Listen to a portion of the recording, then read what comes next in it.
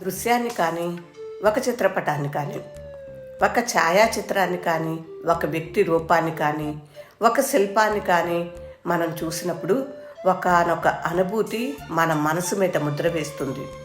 ఒక వాసన, ఒక స్పర్శ, ఒక రుచి, ఒక నాదం, ఒక రూపం మనలో నిద్రాణమై ఉన్న సహజాతాలను తట్టి లేపుతాయి.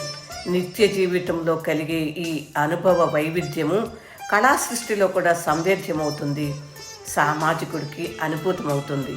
ప్రతి మనిషిలో ఈ సంగ్రహించే శక్తి, అనుభూతి ఉంటూనే ఉంటుంది. అవి ఎక్కువగా సంగ్రహించిన వారే కవులు, రచయితలు అవుతారు. అందువలనే నేను ఒక కవిని, రచయితని కాగలిగానేమో. నా ఛానల్ని సందర్శించి కథలు, కవితలు, మ్యూజింగ్స్, ప్రకృతి అనుభవాలు అన్నీ కూడా తెలుసుకోండి, సందర్శించండి. అక్కడ కలుసుకుందాం. నమస్తే.